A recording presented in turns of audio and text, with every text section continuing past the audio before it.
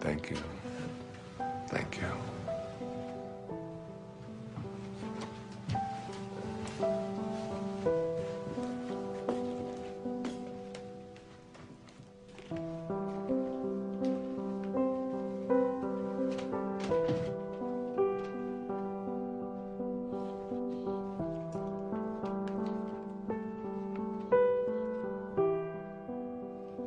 Thoroughly unprepared, we take the step into the afternoon of life. Worse still, we take this step with the false presupposition that our truths and our ideals will serve us as hitherto. But we cannot live the afternoon of life according to the program of life's morning. For what was great in the morning will be little at evening. And what in the morning was true, at evening will have become a lie.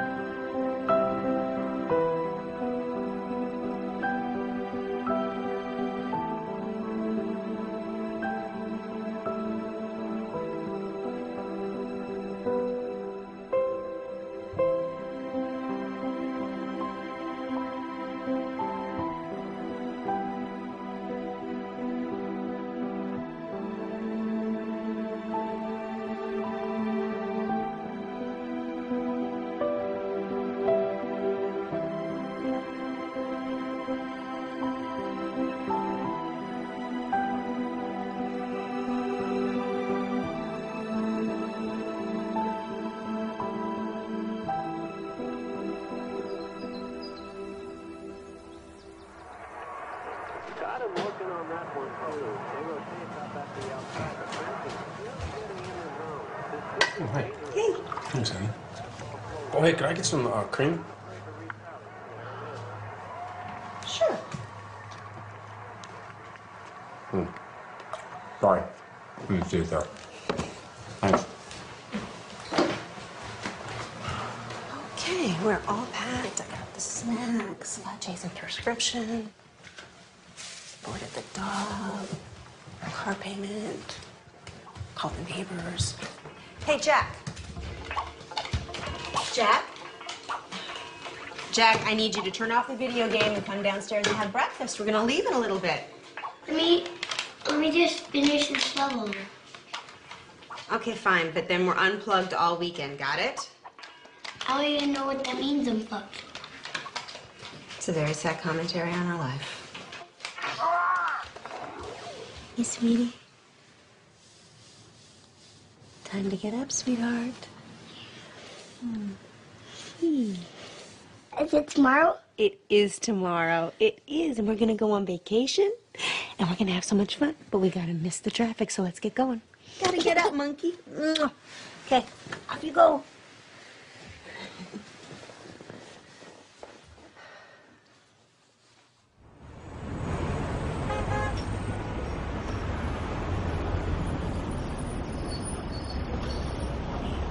You're overreacting, Larry. I don't know what they can do. They can do a lot of damage to your image, Chad. Now listen, you have a brand to protect. More development can't afford lawsuits from environmental groups. This just isn't the right climate for that kind of stuff. What are you suggesting?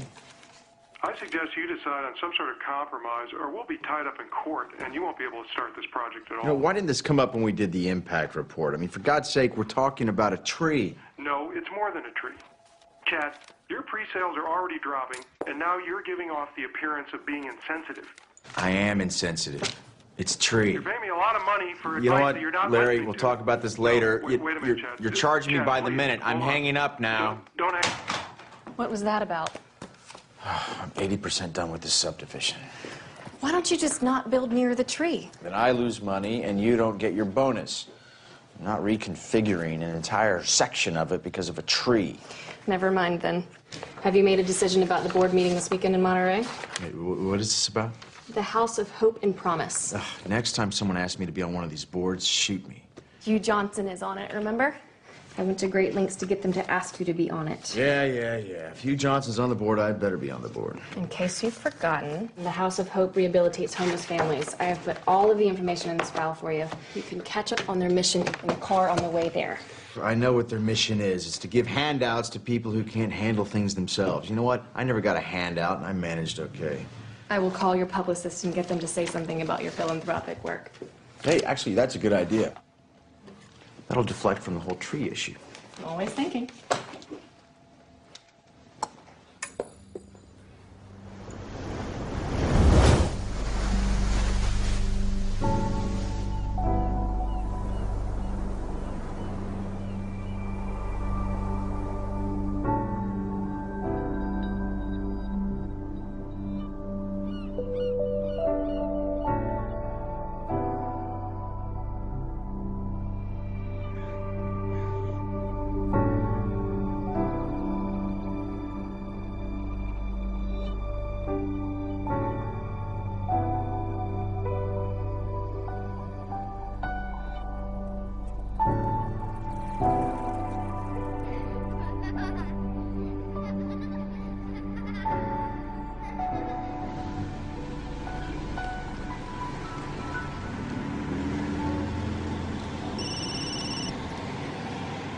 And I need to find where the director's cottage is, so.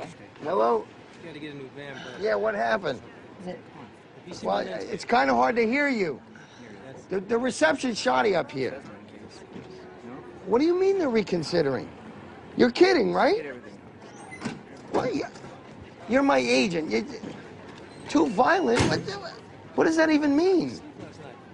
I don't make slasher films. I make art. You got to convince them of that. Do they even know the talent we have on this? You got to find a way to get them.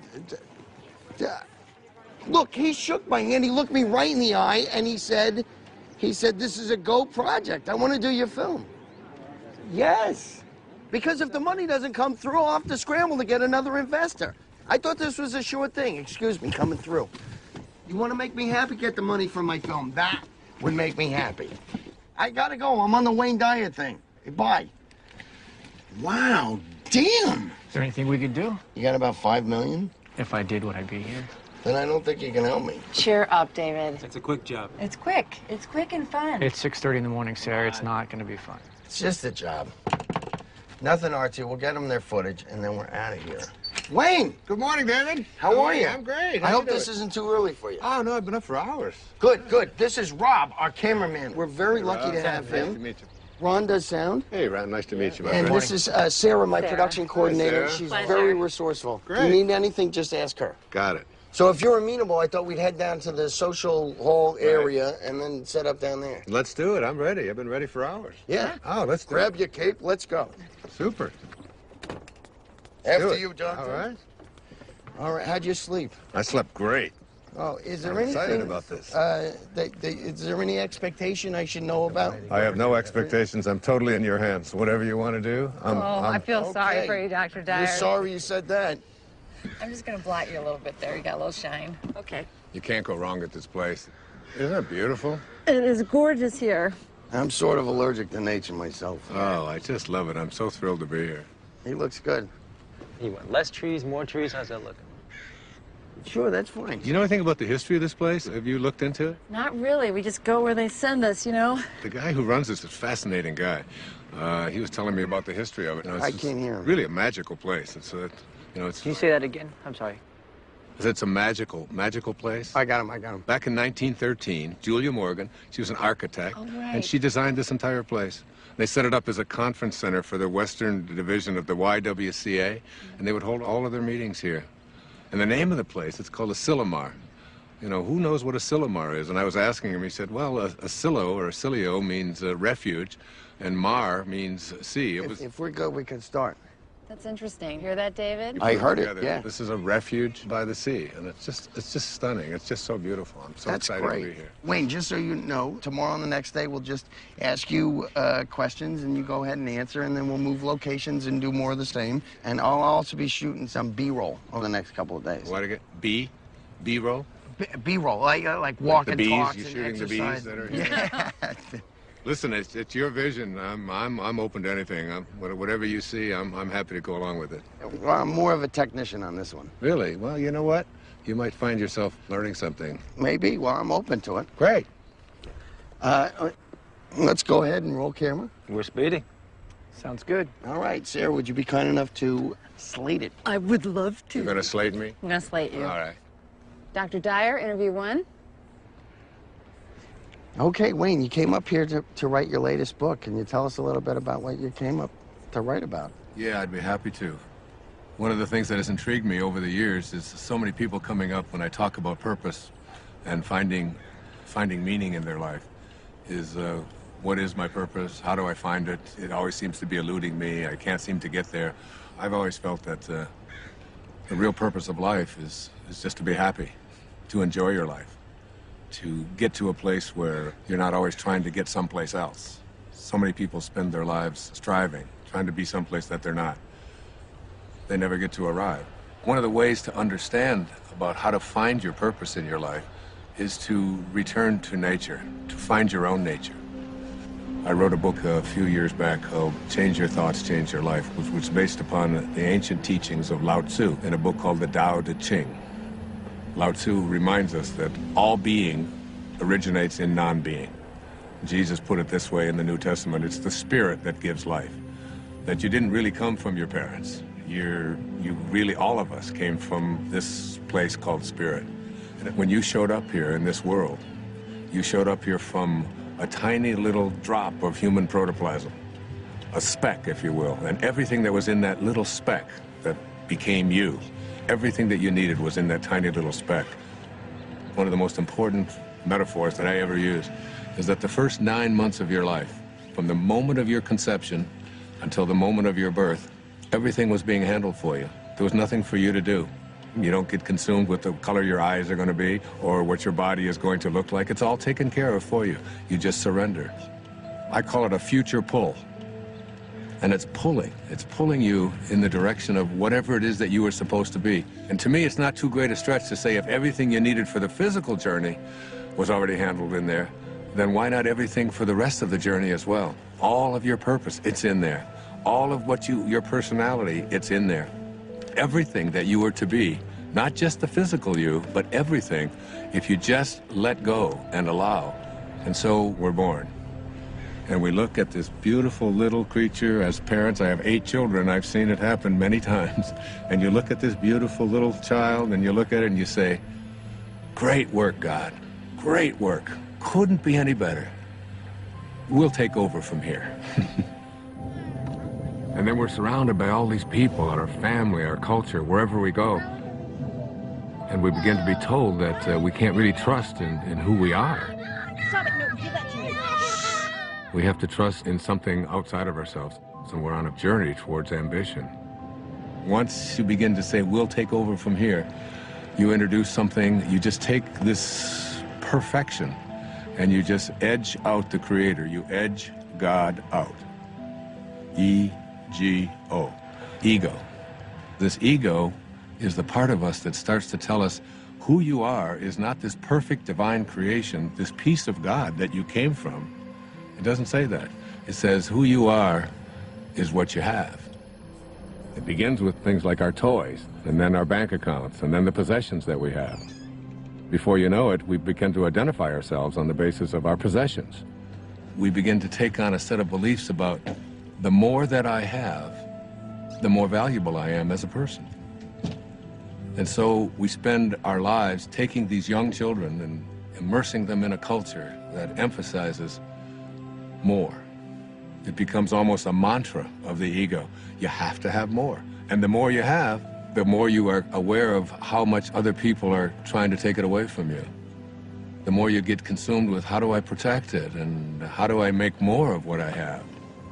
The dilemma here is that if you are what you have and things go away, then who you are also goes away in the process. Going somewhere? Yeah, I thought I'd come with you. Why? Why not? Because this is a work thing. I'll be in meetings all day tomorrow. I'll have nothing to do. Doesn't matter if you're busy. I'll go shopping or something. I'll be fine. Hi. Sorry, we won't be needing you after all. Thanks, you can go. What are you doing? Oh, come on, it'll be a beautiful drive.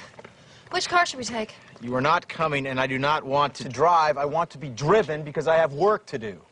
Okay, well then I'll drive. Let's take the Porsche.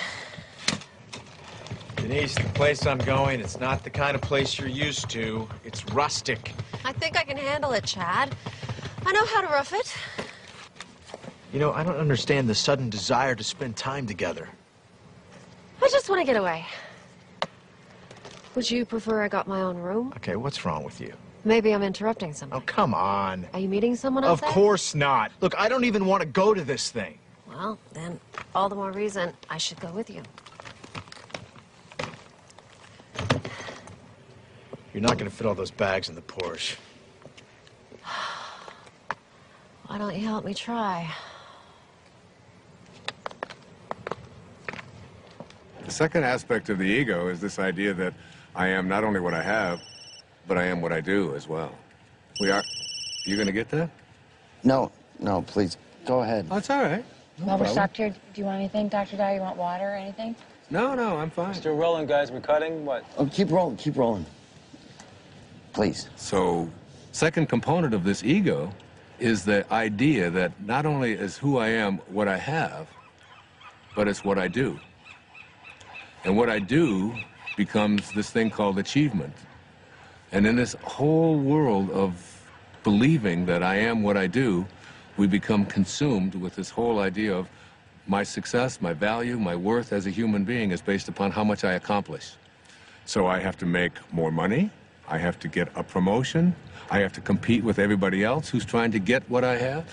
We are taught this over and over and over again. All of our young people are taught this when they go out into athletics. The most important thing you can do is be number one, and you say, we're number one, we're better than everybody else. And we constantly find ourselves in this competitive notion again of believing that our world is one in which we have to compete.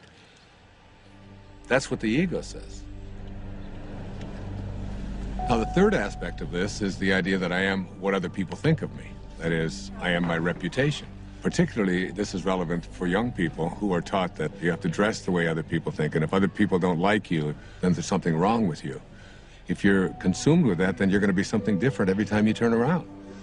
Now, this is particularly relevant with women, and especially in relationship to the family. Women are often taught in our culture and our society that the only way that you can fulfill yourself is by how you relate to your family, to yourself as a daughter, to yourself as a mother, to yourself as a grandmother.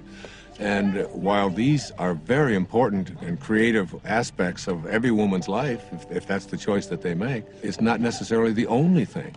And many women feel that deep within them that they have a calling to accomplish something great, to make a contribution, and oftentimes will put it aside.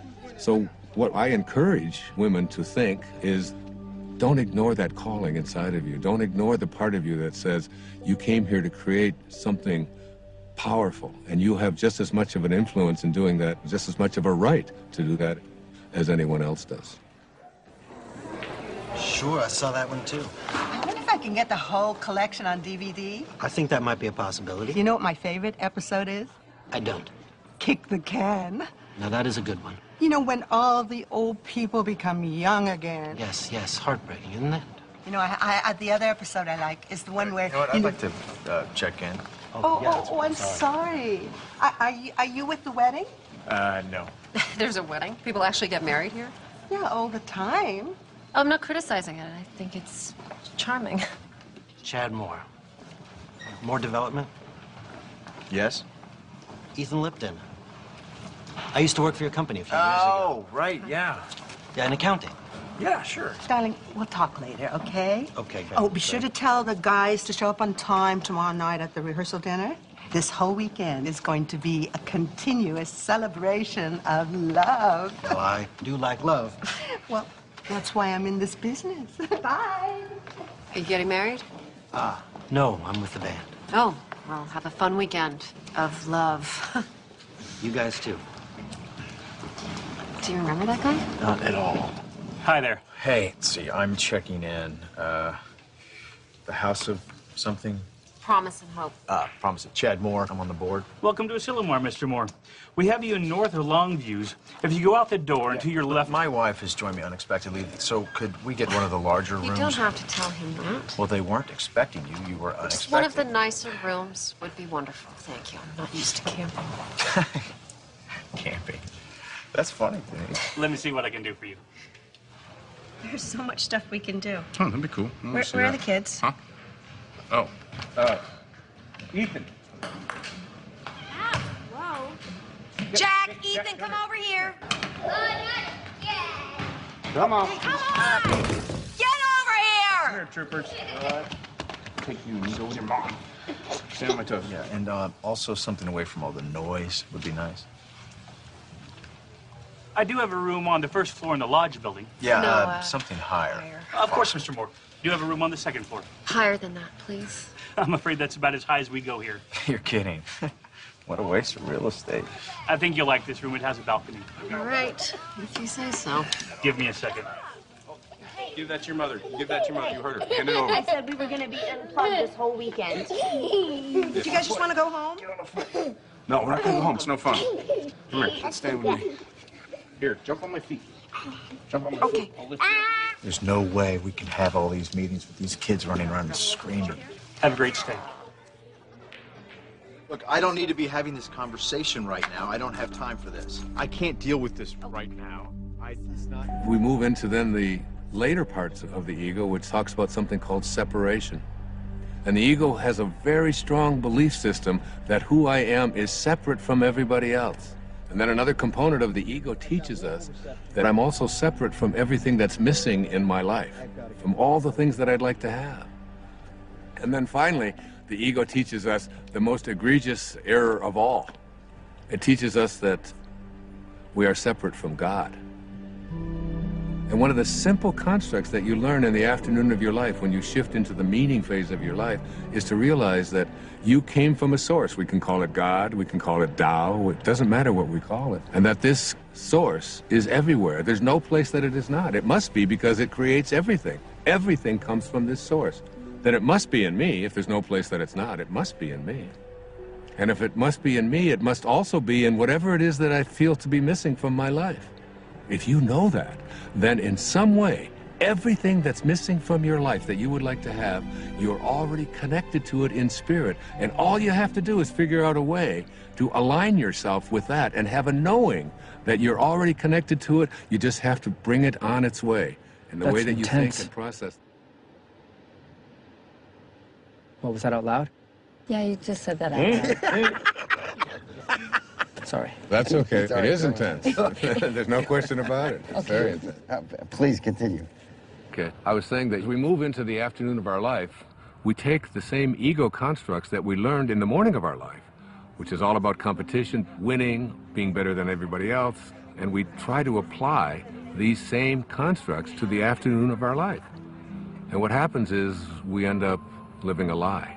For what was true in the morning, in the evening, has become a lie. The problem is we don't really know how to move into the meaning phase of our life. This is when we have to learn to go back to those first 9 months, from the moment of our conception until the moment of our birth. Lao Tzu speaks about this in the Tao Te Ching. Let yourself be lived by it. He says that the Tao does nothing. It's leaving nothing undone. This is where we have to get to a place where we can surrender and have a knowing that we're not alone and that we're going to be guided and that we have a nature and that we can trust in this nature. It's not something that we have to always be struggling with. It's not something we have to be in charge of. Literally, think about it. Let yourself be lived by it rather than you taking over. But as we move into the meaning phase of our life, what's happening is we begin to think about fulfilling a dharma, fulfilling a destiny, fulfilling something inside of us, a calling that only we can feel inside of us. No one else can tell you what that is. But if you feel it and you know it, winning and being ahead of other people takes a back seat to feeling fulfilled and living your life on purpose.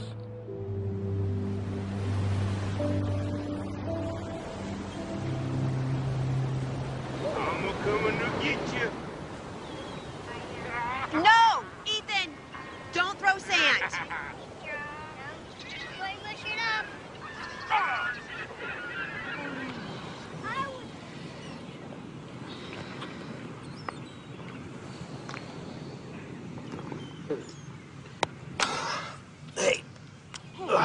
get anything to drink?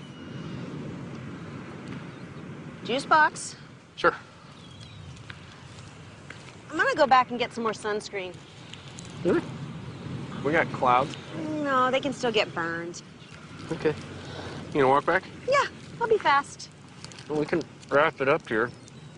No, look at them. They're having so much fun. I don't want to drag them away. I'll be right back. Okay.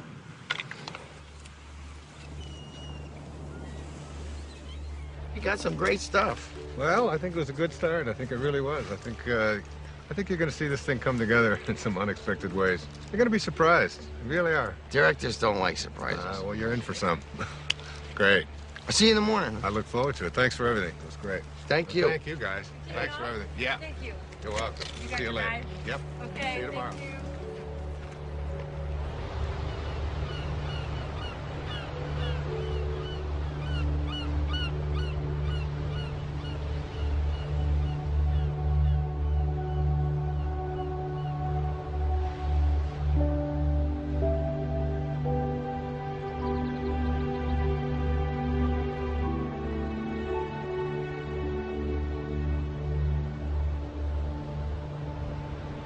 Amazing, isn't it? Yes, it is. Looks like they're reaching for each other. Sorry? Well, the trees, it looks just like they're reaching for each other.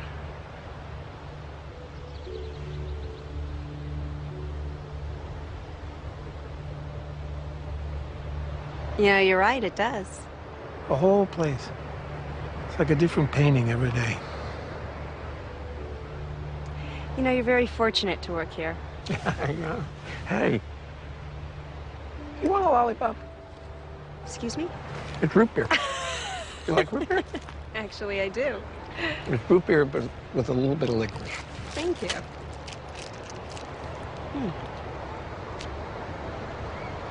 I like it. I like everything about this place. Like what? What do you like about it? I don't know, it's just, it's so beautiful. I can't describe it. In words, yeah. I guess so. I mean, words versus images. Images? Pictures. No, don't do that either. I used to. When I was in college, I used to drive down to the beach and I'd sketch for hours. Oh well, doesn't matter anyway. Oh well.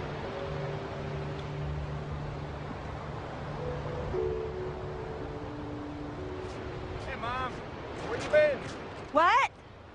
We got cold. You eating a lollipop? I am. Bring any candy for the kids? No, I'm sorry. Oh. That's all right. Let's go back. Come on, buddy. Let's go. Yeah. All right. It's okay. Here.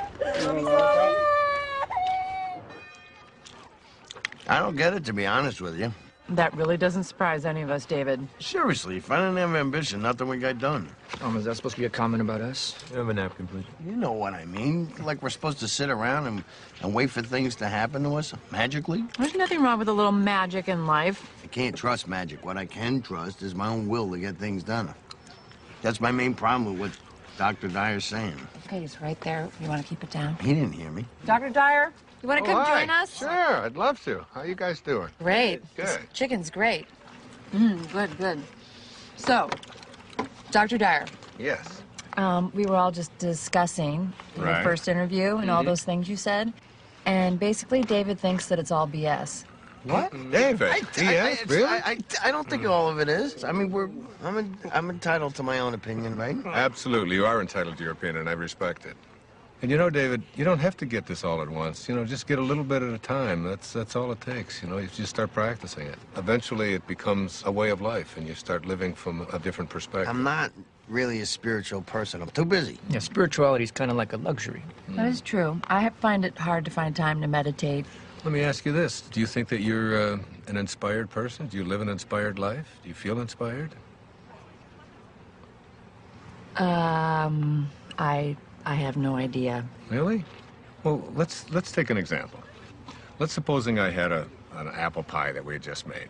And out of this apple pie, we take one slice. We take the rest of the pie, put it over here, and I take this slice and I give it to someone. Let's say I gave it to you, Ron, and I say, Ron, what is this?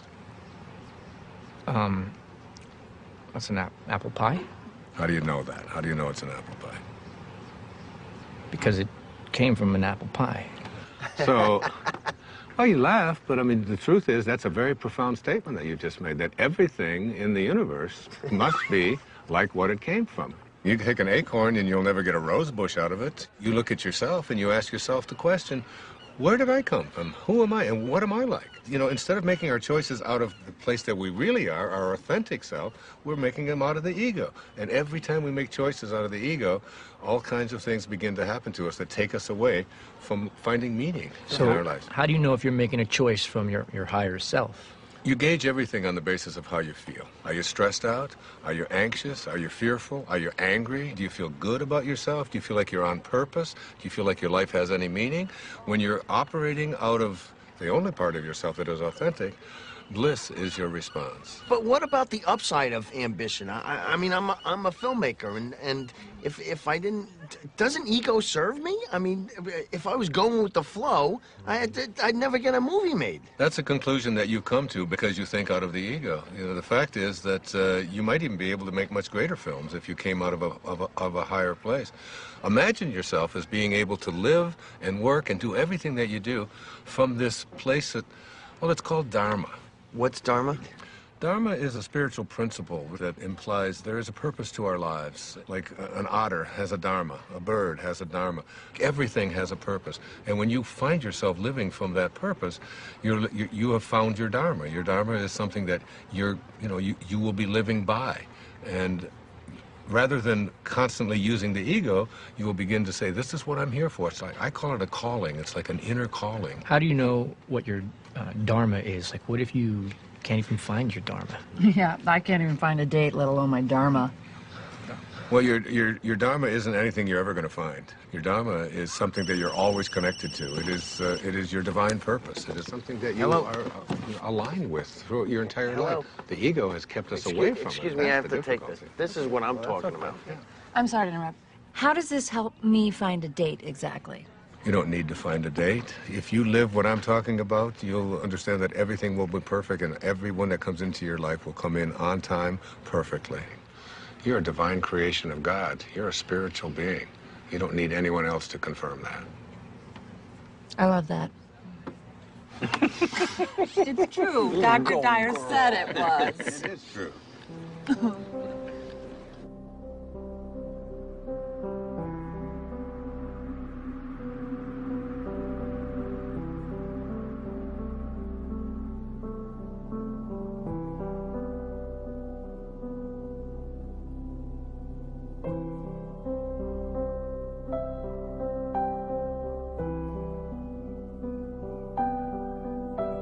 You know, I don't want you to think that I don't appreciate what you're saying. I do. Not that you would necessarily be concerned with what I'm saying, because that's the ego telling you what to think, right? So you were listening? Yeah, I'm listening. I just think it's good to have a plan. Well, what's your plan?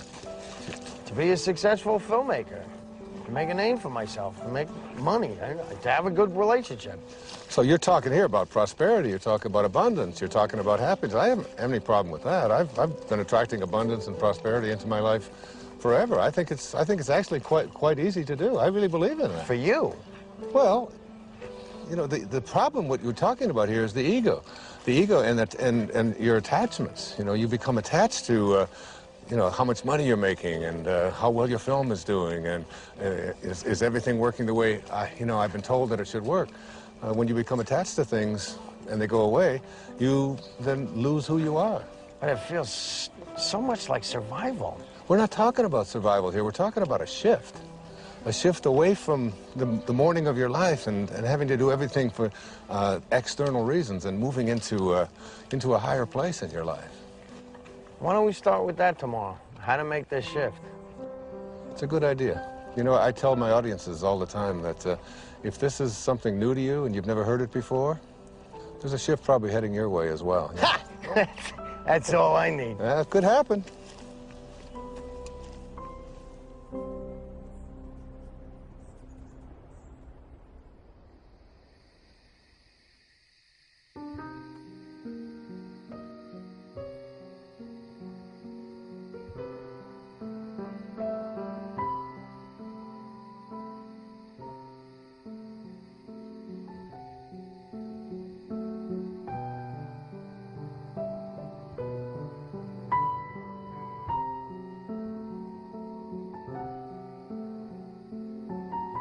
When great thinkers talk about union with God, there's this theme that comes through. It's about being in silence. When everyone else is asleep and there are no distractions, when you feel yourself alone with Source. This is the time when you are closest to Source. Being alone with Source is not just about feeling good, it's about a new awareness of my own divinity and what it's capable of achieving. It's all about returning back to the place that you came from. T.S. Eliot has a great quote, "We shall not cease from exploration, and the end of all our exploring will be to arrive where we started and know the place for the first time." I got a cut. Wayne, hold there for a minute. Hold there, Wayne, for a second. What is it? It's a bad angle. I gotta be lower. How long? 5 minutes. Wayne, take 5. Just hang there. We're readjusting the shot. Absolutely, no problem. You want some water, Dr. Dyer? No, thanks. I have a lotion here. Finish that test real quick. Hi, you've reached the office of Alex Chase at ICM. Please leave a message for Alex or Jason at the tone. Thanks. Alex, it's David. Call me back when you get this. I'm getting a little antsy. I think we should have heard by now. What did the executive say? Do you know anything? And why haven't I had a meeting yet? Yeah, call me back. I'd appreciate it. Ooh. Wayne Dyer, interviews day 2. Rolling. Okay, we'll start with the transition from ambition to meaning. Great, it's a good idea. I can give you an example from my own life. It might be helpful. When I first started writing, I was very blessed to be considered, quote, successful. My motivation very often became how much money was I going to make on this book? What was my next contract going to look like? How many weeks did it appear on the New York Times bestseller list? What position was it? Did you get on the Tonight Show? Did you get on the Donahue Show? Hold on, I'm confused. Yeah? Yeah, if you were a success, who cares what was motivating you? Well, I guess you begin to change your definition of what it is that constitutes success. I mean, success can be identified in those terms, and there are other ways to look at it as well. But there's people listening to you. I mean, where would you be if you didn't initiate it? I mean, it got you started, right? I'm sorry to interrupt. Are we switching to a Q&A format? I'm just curious. Sorry. No, that's okay. It's a very normal question. It's a very common concern that people have. For myself, we talked about my writing, David, and yes, by all means it was successful, but there was a part of me, inside of me, that said, there's something more for me. I was writing books about psychology, your erroneous zones, pulling your own strings, the sky's the limit. All of them were doing well. All of them were bestsellers. It was all, but inside of me, I was shifting. There was a calling to something else, and I could see the shift taking place in my life. And the shift was, it was more in the direction of spirituality. It was more in the direction of higher consciousness. I began to become excited and thrilled by reading people like Krishnamurti, by reading people like Muktananda. And I remember going to my agent and I said, I want to write a book about how to take some of these great spiritual ideas. He said, no. You're going to write a book about sex. He said, this is going to sell. This is like Dr. Ruth has got one, but you're way better than Dr. Ruth, you know, and he's going on and on. And he said, and then I've got a second book for you, and we're going to do a 2-book deal, and you're going to write a book about how to make money. You know, Wayne Dyer's approach to making money. And I'd say, Artie, I said, I can't do that. I said, I have to write about it. He said, no, nobody's going to buy this stuff. He said, that's the airy-fairy stuff. That's out there. That's all that new agey stuff. He said, you don't want to. I said, but I have to write that. That's what I'm living. That's what I'm feeling. It's so exciting. And I remember submitting the proposal to him, and he said, all right, I'll send it in. And they reluctantly, they didn't give me much of an advance at all because they didn't even believe in it. But off I went. There was a strong inner kind of feeling that I had something greater to give. I had something that I had to do that was beyond just going through the motions, just doing what I had already mastered, what I knew how to do. I remember when I made the shift, even though there was a little bit of fear, I remember feeling probably the freest that I'd felt ever in my life.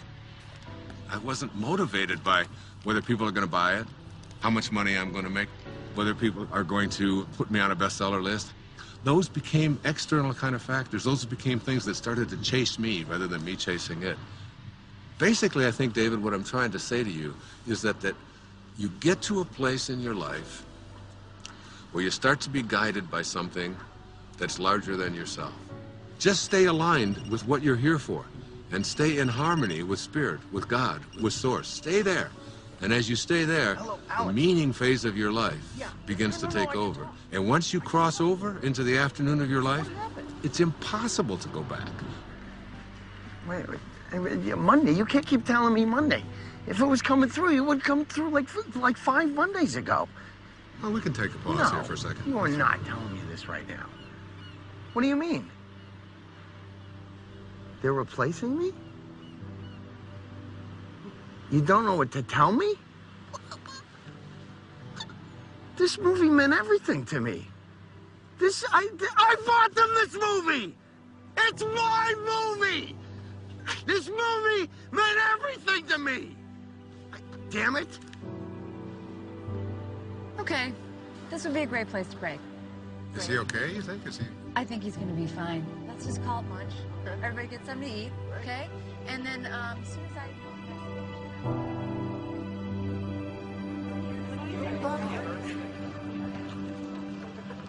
Lunch is 1/2 hour. If anybody is interested in the Marin County project, Hey, you up for a late game of golf? Oh, absolutely. Okay, I'll reserve it. Thanks. You know how long this meeting's going to last after lunch? I don't really know. I think they're saving some of the big items until the end. Like what? Well, they're $1 million down in the San Francisco project. The contractor underbid, now they're over budget. You know what? Listen, you can catch me up on all that stuff this afternoon. We play golf. You're not coming back? Oh, no, I am. I'm going to try. I just, got a lot of work to do. See you later. Okay.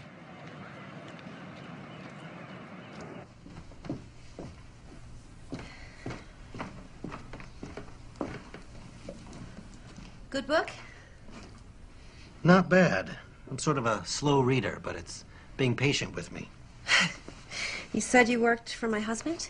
A long time ago. I don't think he remembers me. Oh, I think he remembers you. Well, he let a bunch of us go all at once, because, you know, he needed to scale back. Sorry about that. Hey, it's okay, truly. It's one of the best things that ever happened to me. I needed to try some different things, pursue some other avenues. Like your music. Like my music? Yeah.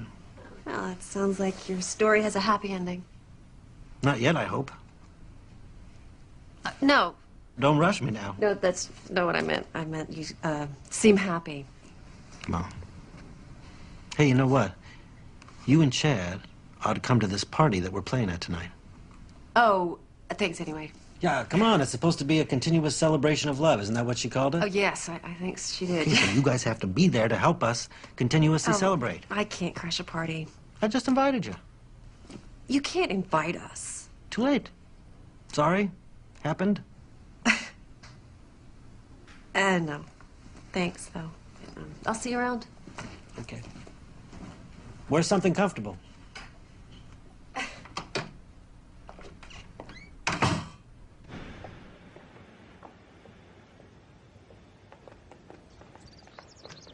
Denise. Denise. Hey, slow down. Stop! Oh, hi. Why didn't you stop? I didn't see you there. Where are you going? I was going into town. I thought you were in meetings all day. I was. But, I'm bored. Yeah, well, if Hugh Johnson can do it, you can do it. No, I'm not cut out for this non-profit thing. So. Oh, Chad, you just gotta fake it. No, I'm coming with you. What? I said I'm coming into town with you. Honey, I love you, but I don't enjoy shopping with you. I need some me time. I thought we were supposed to spend time together. right? Look, Denise, I'm not kidding. I cannot take another meeting. I'm coming with you. Whatever.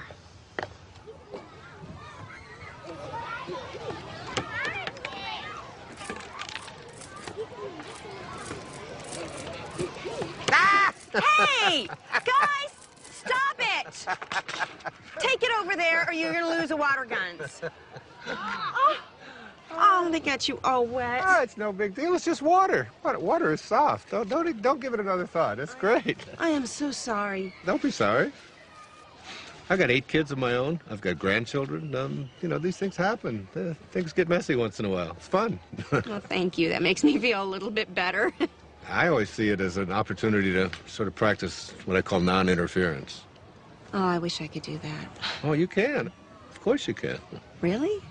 I mean, I'm their mother. Isn't that a little irresponsible? I don't see it as irresponsible at all. I think parenting is not about having children lean on you. It's about making leaning unnecessary. Yeah, they've got a compass. Let them follow their own compass. What would I do with myself if I wasn't interfering? Oh, I don't know.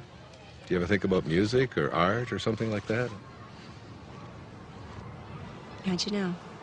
Know what? Nothing. Thank you. It was really, really nice talking to you. Well, you too. God bless you. Namaste. Namaste. All right, guys, come on. Time for lunch. I don't want to eat. Me either. Before they eat them.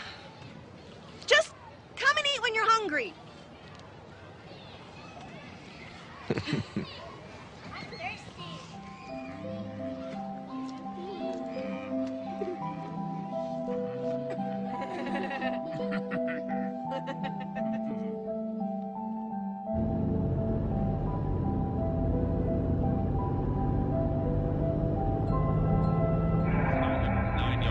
Touchdowns and only 5 interceptions. Now listen, Bob, the next Peyton Manning, you want to put 10 bucks on? And definitely he had that signature moment during the game against the Bears. Yeah, but you know, he could have cracked many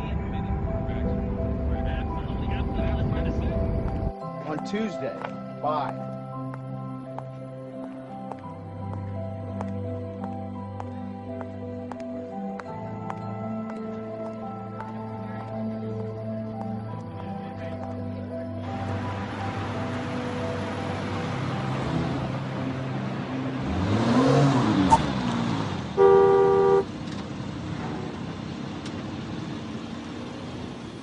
I think I'll return that dress. The one you just bought? The red one. I waited 45 minutes for you to decide if you were going to buy that. I don't think I like it. Then why'd you buy it? Actually, I think I already have it. It took you an hour to buy a dress that you already have. This is exactly why you shouldn't come shopping with me. Oh, I've got an idea. How about if we just not talk to each other at all?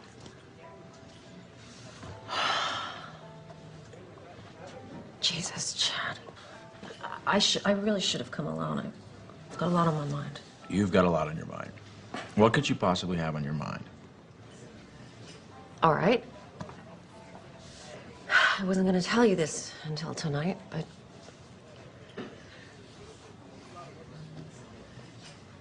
What? This weekend is a write-off for you, right? Because you're on the board of that charity. Right. You're about to have another write-off. What's that supposed to mean? Ugh, God, I'm trying to put this in a way you can relate to. Yeah, well, I'm not relating. I'm pregnant. What? You're joking. No, I'm not joking. I don't want kids. I know. I didn't either. But this just happened, and I thought, I don't know, maybe it's time for change. You know, that we should experience this thing that everyone says is so wonderful. You know, maybe it's time to stop being so selfish and start thinking about something other than... I want to be selfish. I like being selfish.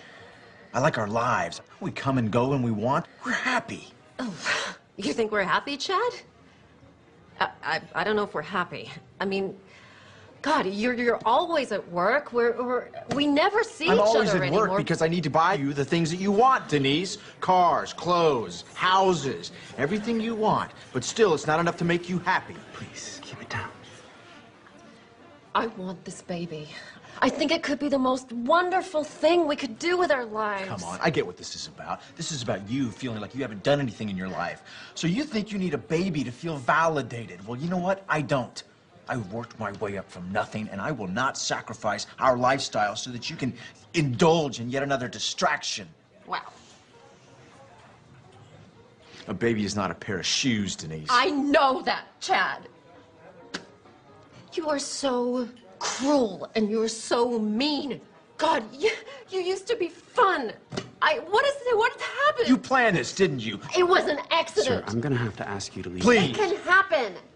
How could you do this? How could you do this? Thank you so much. Thank you for making this the tender, precious moment that every Tender, woman precious dreams about. moment? We don't have tender, precious moments. we You know what we don't. did have? We had a prenup, an agreement. You signed it. No kids. I know, and I changed my mind, okay? People can change. Well, you know what? Chad. I didn't change my mind. Well, what are you going to do about it? Divorce me because I'm pregnant? I might. As a matter of fact, I'm definitely divorcing you. Will you please shut up? I'm definitely Fine, I don't care. Go ahead. I'm better off raising this baby without you. Good luck. You signed that prenup. You won't get much. I'll make sure of it. I hate you!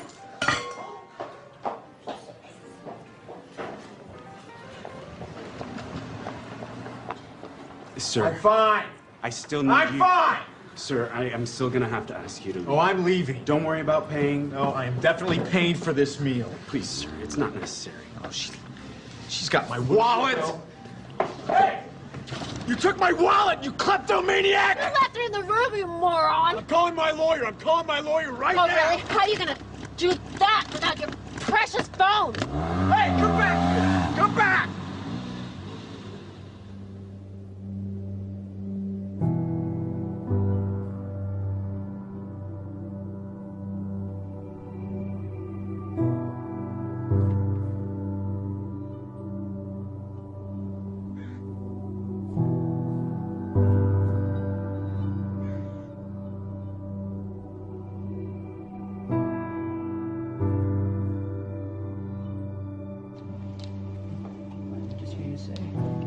Testing, testing. 1, 2, 3. Can you hear me? Great. Okay. Dave. You guys have been being in the cold, Dave. huh? It is. You want to stay with the same frame size, right? Yeah, sure. Okay, guys. Ready. Okay. Crossing. Okay, Wayne, can you just shift your chair just a tiny... Sure. Thank you. Oh, perfect, perfect, Okay. perfect. Okay, so we good? We are good. All right. David. We're rolling. David? David, why don't we take it from where Wayne was talking about the shift? We can just continue from there. Sounds good to me. Okay, this shift, this movement from ambition to meaning, from the morning to the afternoon of your life, generally it's preceded by what we call a quantum moment. Sounds strange, perhaps, to use a term like that, but quantum moment really refers to the characteristics of what it is like when you have what Maslow called a peak experience. The first of these qualities, there's 4 of them. The first of them is that it's very vivid. The second quality or characteristic of these quantum moments is that it's a surprise. And the third characteristic of these quantum moments is that they are benevolent. They always feel good. The fourth and final quality is that it's enduring. That is, it isn't just something that comes and then goes and it's out the window. It lasts with you forever. For example, I left drinking behind in my life 21 years ago. And I couldn't even imagine that I could have given it up because I'd always had 2 or 3 beers every single day for the previous 10, 15, 20 years. I couldn't even remember a day when I hadn't. And I knew that I had to make that change. And it was 4:05 a.m. in the morning. I could remember the clock when it turned. I woke up, and there was like a breeze in the room, something that I've never experienced before. The smell of roses. This was 21 years ago now. I can tell you what was hanging on the closet, the hook that I had there. On the mirror there, I had a cartoon that I had there. I can still see that thing exactly as if it happened this morning. The vividness of this is something that I've never, ever been able to forget. I can remember how surprised I was at what was happening at that time. It was almost as if some kind of force had taken over, and I was just amazed by it. So if you're lucky this happens to you, David, it has nothing to do with luck.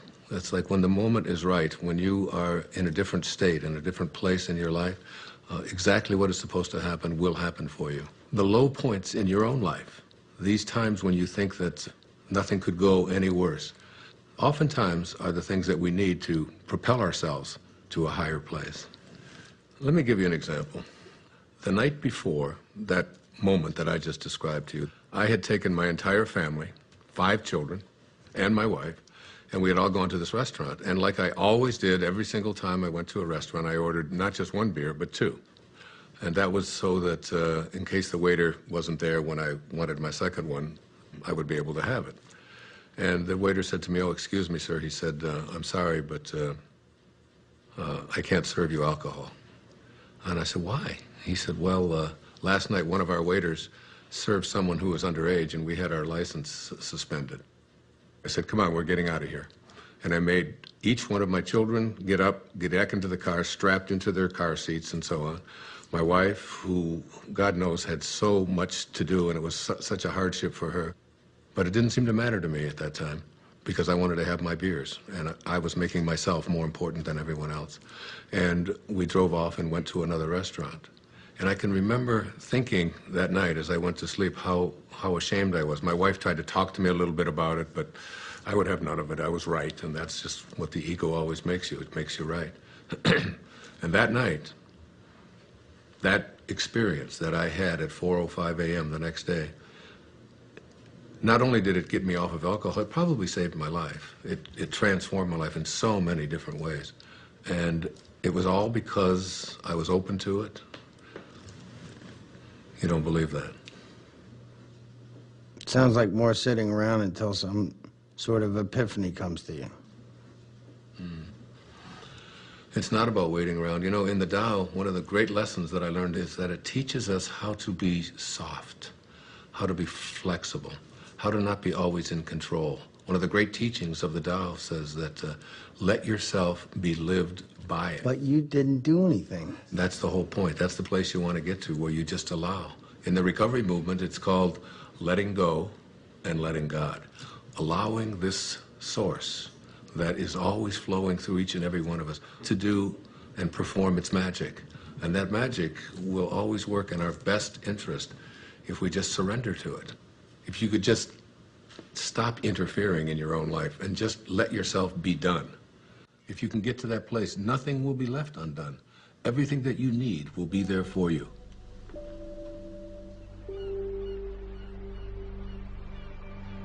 It's mysterious for most of us because we believe that we're the ones who have to do everything. Isn't it interesting that you had everything you needed in the first 9 months? Why isn't that true for the next 90 years? Because we interfere. When I was 19 years old, I was in the United States Navy and as an enlisted man. And I was given my assignment to join the aircraft carrier, the USS Ranger. And it was on deployment in Yokosuka, Japan. So I boarded a refrigerator ship, the USS Vega, in Alameda, California. And just as I was getting on that ship to take my 29-day voyage across the Pacific Ocean, my Uncle Bill Volek, who was a school teacher in Hayward, California, handed me a copy of a book. And the book was a collection of short stories written by Leo Tolstoy. He wrote not just great novels and great stories, but great spiritual literature as well. He was considered to be the soul of Russia. And the first story in this collection was called The Death of Ivan Ilyich. Now, Ivan Ilyich was a judge who lived in Moscow. One of the more important features of this story is his relationship to his wife, who he basically hated because he despised his work. And he felt that she had pressured him and pushed him into doing this, that it was a prestigious thing to do. And he was filled with internal rage and anger at what he had done. The title of the story kind of gives it away, The Death of Ivan Ilyich. You know he's going to die. Now, Ivan Ilyich was lying on his deathbed, and his wife is holding his hand, this woman that basically he despised for all of his life. And he looks up into her eyes, and his last words are, "What if my whole life has been wrong? and he died. I was very shaken and very moved by that. And I took out a pad of paper and I wrote a note to myself. And I said, "Dear Wayne, don't die with your music still in you." And I've lived that for my entire life. When you die, you will return to that source, and you will be in that space of love. But the Tao says that you don't have to die to get there. You can die to the ego and live from that space of perfect love while you're here. That vivid, surprising, benevolent, enduring quality that defines the quantum moment that leads us into the shift is really an indication that you're returning back to the source. You're beginning to live from the Tao. It's reconnecting with the field of intention. In Greek, the word enthusiasm breaks down to entheos-iasm, which means the God within. When you have passion, when you have enthusiasm for something inside of you, that's really God speaking to you and saying to you, don't get to the end of your life and have to be able to say what Ivan Illich said, what if my whole life has been wrong? I can't think of a greater tragedy than that.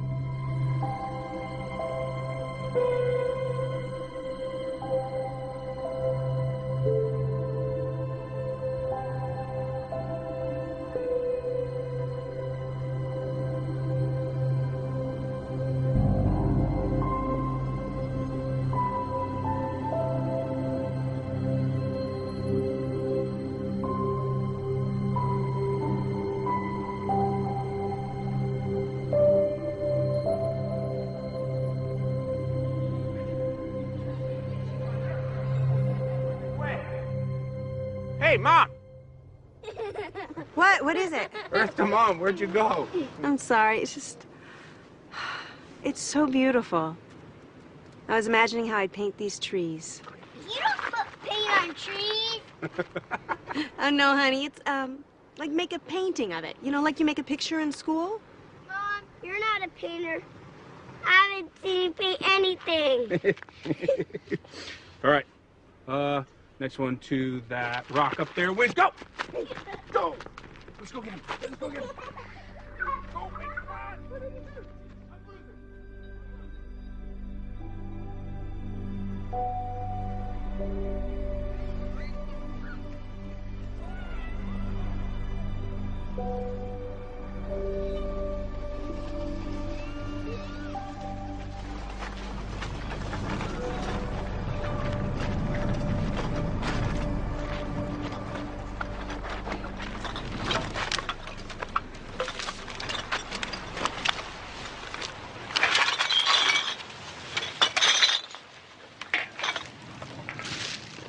Hey, here's some money.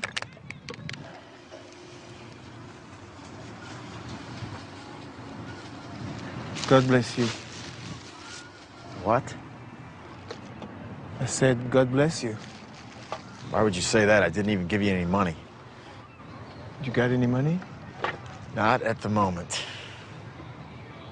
But you? Need to call a cab. Hey, here you go.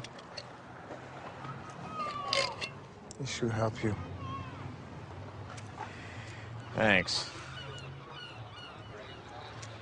Wouldn't happen to have a cell phone in there, would you? I don't need one. You make money with that stuff? I make good money. Where do you live? Over there. Over there. But my favorite place is there. Under that tree. That's my favorite. I know that tree. We are friends. It's a good one, huh? You know what you gotta do?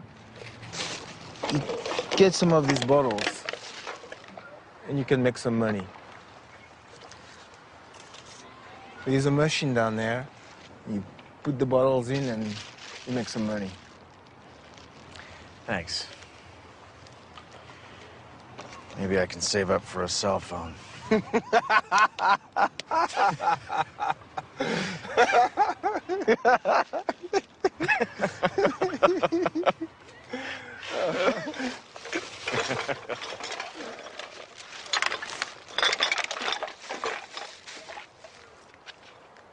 Hey. Do you have some money?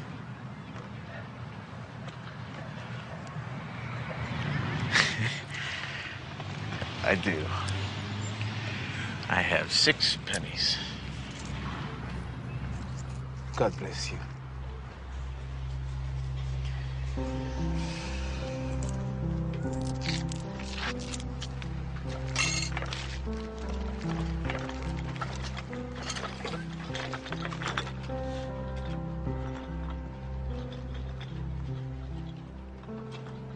Synchronicities. It's like a collaboration with fate. All of that becomes the norm, and the ego is no longer the driving force in your life. You begin to recognize that there's a powerful organizing intelligence that's in all things, and it's working with you and for you, almost as if you're making it happen by just being connected to your source. The destiny that appeared to be imposed upon you by something outside of yourself is no longer the relevant driving force in your life.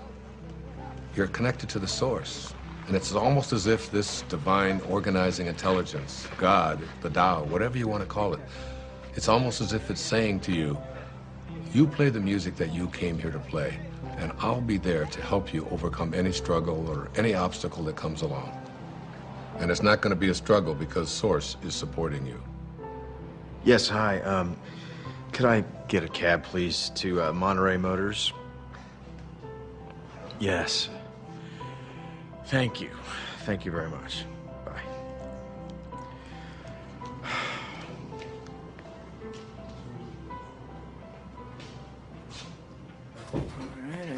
I can't stop thinking about what you said about a destiny being imposed upon you. Well, you know, I think all of us, each and every one of us, have a knowing within us. You know, it's been said that when you trust in yourself, you're trusting in the very wisdom that created you.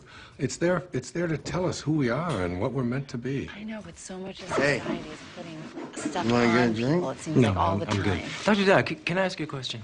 Sure. Are men and women different when it comes to this? Do they shift differently? It's very different, as a matter of fact. There's some recent studies that have just been published on that. I'd be happy to share them with you if you like. That would be great. Okay, super. All right, I'm taking off. Okay, man, I'll catch up with you. So there was this incredible study done. It's, I've got it right here. It's called The Moment That Turns Your Values Upside Down. And there's 4 components to it. There's men and women before and after. Now, before one of these quantum moments, they were asked just to list the most important priorities of their life, from the most important to the least important. Now, for men, the very first and most important value that they had learned was wealth, the accumulation of money. It's not really that big a surprise, because we are taught as men when we're growing up that your job is to support your family, your job is to get ahead. And the second most important value for all of these men was a sense of adventure, to go out there and, you know, what, conquer the world. Be whatever. the guy. Yeah, absolutely, be the macho guy. The third was achievement. You know, as men, we're raised to believe that you are what you do, what you accomplish, what you're able to create. The fourth is the idea of pleasure. You know, going out with the guys, getting as many dates as you can, having as much fun as you possibly can. The fifth of these is to be respected, all right? And we all know as men what that means, you know? You're not giving me any respect, man. And then you get out there, and when you're growing up and you're a kid, and if you don't get respect, you're having fights. Here are the top priorities of our lives, you know, be able to make money, to have a sense of adventure, to have, you know, to achieve, to feel pleasure, to be respected. That's basically the morning of our life. This sounds like my list. What are you talking about? When was the last time you had fun? Oh, do not even listen to her. I know how to have fun. Do you mind? I'm trying to hear Wayne. Go on. Thank you. I appreciate that. All right. So the second part of this study, which is the after. A quantum shift has taken place. Same questions, only it's many years later, and they followed this over a lifetime. And the number one value is spirituality. Spirituality. The number one thing. It has gone from making money to spirituality, which wasn't even on the list before. You can't even find it. I've got the top 15 of them listed right here. It's not even on there. The second one is personal peace, less anxiety, less stress, if you will. The third one is family. Now, family was on the other list, but it was way down before. Now, what happens after one of these moments, you begin to look around and say, what is it that's important to me in my life? And then the next is God's will. This is the one that says, I have a sense of purpose. And then honesty is the fifth quality. Not just honest that I don't steal, but how honest am I as a man, you know, with my feelings, with yeah, that's exactly right, you know. Those are the top qualities for men. So there's the before and there's the after. You can see what a significant change this is, what a shift has taken place here. Hey, everybody. Hello.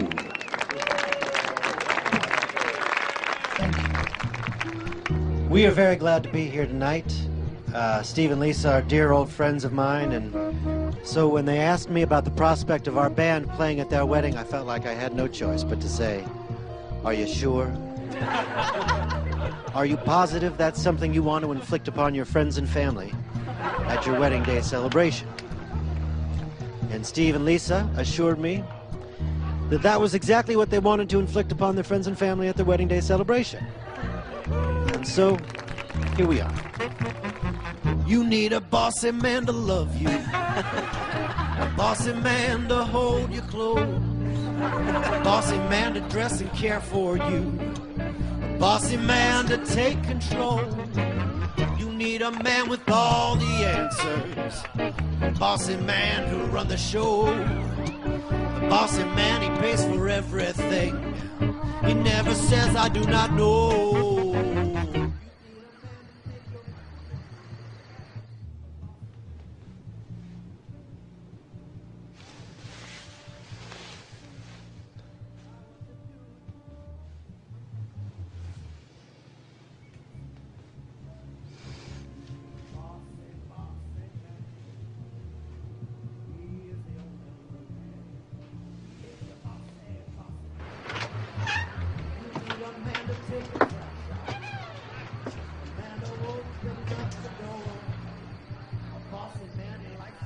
Okay. I know what you're going to ask. I can already tell. Yeah. What's the deal with the women? Bring it on. For women, it's even more astonishing. Before one of these quantum moments, the number one value is family. And it's not surprising because women are kind of raised in our society, in our culture, to be a good mother, to be a good daughter, to support your family, to take care of your children, and so on. The second one, which may surprise you, was a sense of independence, of feeling as if I would like to feel independent. Women are very conflicted. Yeah, makes sense. The third was career. Now, very often, women never even felt that they had a right to go for a career because they were obligated to be taking care of their family. And this is not a put-down of that at all. What we're saying here is that there's something more. The fourth quality for women was fitting in, having to be like everybody else and so on. Yeah. And then finally, attractiveness. And this became not just like it's nice to look nice, but my whole values are, and how do I look, and where do we get this? You know what? That is so scary when you break it down like that, because where is it that we learn as women we're supposed to be pleasing everybody else all the time? Well, go on the newsstand. You know, all you see are magazines with pictures of girls with waists this big and, you know, with implants. Lots of emphasis on makeup, having the right labels, carrying the right bags, and so on. So these became the top qualities or characteristics or values for women before one of these shifts. Well, I hope the after list is better. Their values shift dramatically. The number one value for women after having this experience is right here, is my own personal growth. Now remember, before it was like taking care of everybody else, doing the right thing, fitting in, and now it's all of a sudden, how am I growing as a human being? How do I feel about myself? The second is a sense of self-esteem. Am I worth anything? How do I feel about myself? Am I a valuable human being? The third one is spirituality. My sense of my connectedness to something bigger and greater than myself. And then happiness. Again, this wasn't even on the list. It was almost at the bottom of the list before. How often have women been raised to believe that their happiness isn't an important thing, that doing what they are supposed to do rather than feeling, you know, a sense of, I'm entitled to be happy. And then a very interesting one, it's called forgiveness. This became very important in their lives. Forgiveness. That's good, because then you can forgive all those people that gave you bad information about what you're supposed to be doing. Yeah, there's a whole lot of resentment that begins to take place in people. It's what so many people just go along with. Oh, Right. Joe. This is great. Hey, you're the best. Thank you so much. This is great. We should be filming this. Thank you very much. Good night, guys. You guys did so well in the hike today. Good night. Can I have a glass of water? Of course you can.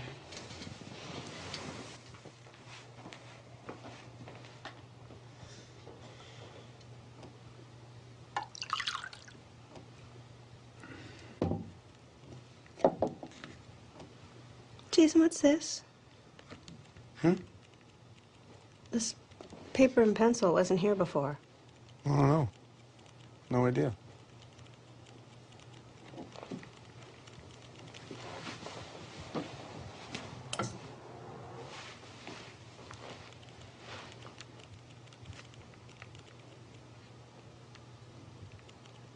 Jason? I think I'm gonna take a shower. Okay.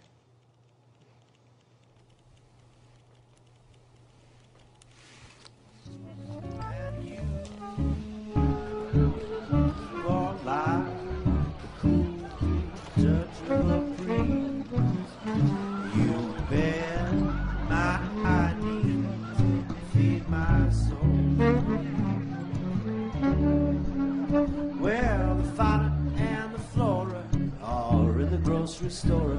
Someone's getting rascally and spry. Fauna says to Flora, I really do adore ya. Flora says, I know, tell me why. You are like one hot spot in the sun after a long winter storm.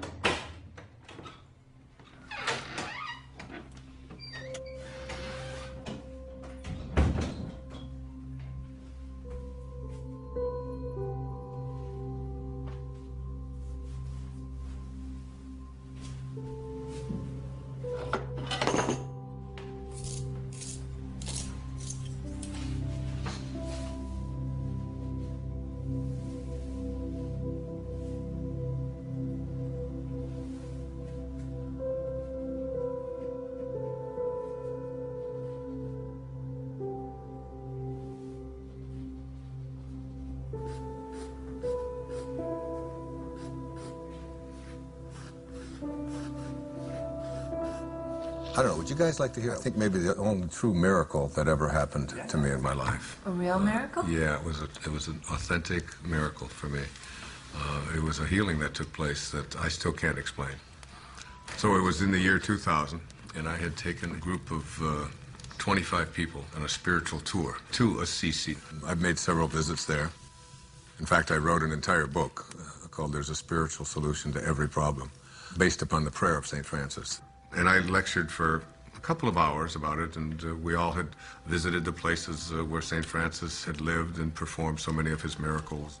The next day, we were going to take a tour to a place called San Damiano, where St. Clare, who was the first female to ever become a part of the Franciscans, lived. And on the third floor there was the bedroom, exactly as it was in the 13th century.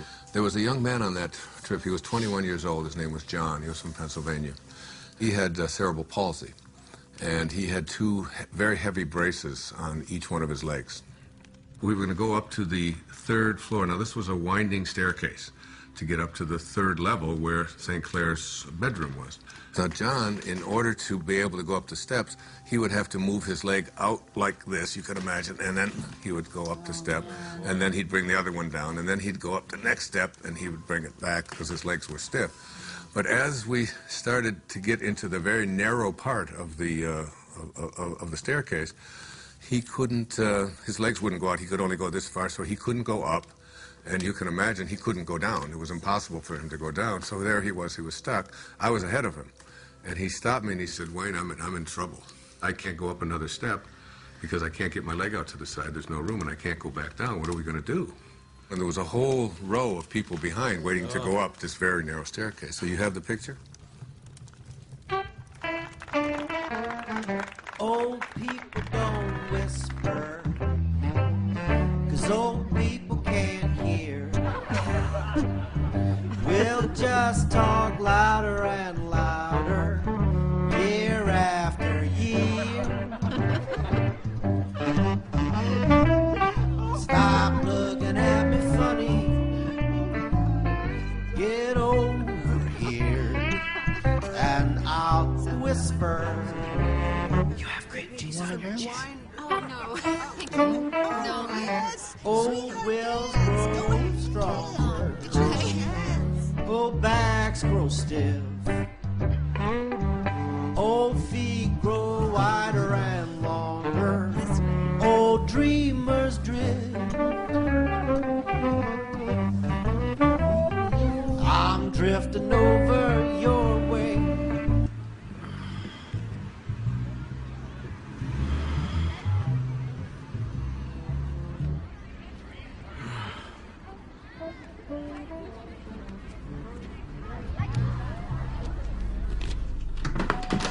Denise?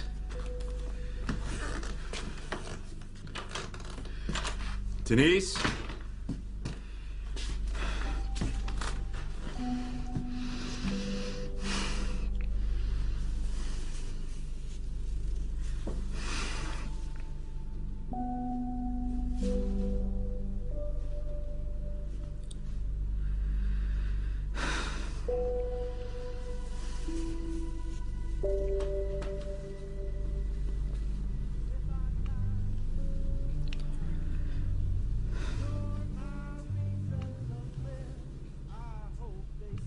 So I said to him, without even thinking, "John, what I want you to do is just strap yourself on over my back and put your arms around my neck and just lean over, and I will carry you up these steps."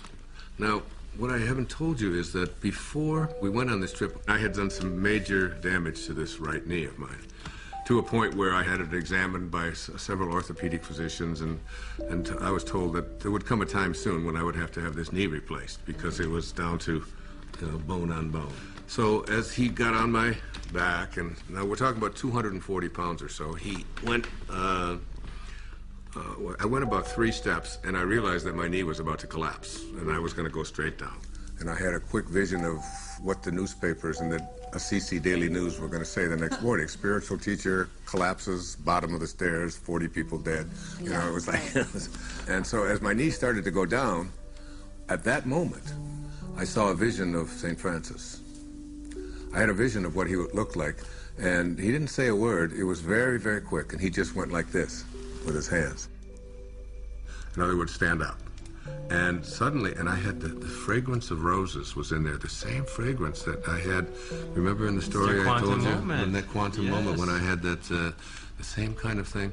And I stood up, and I started walking up the steps with him, and my knee just suddenly righted itself. It was fine.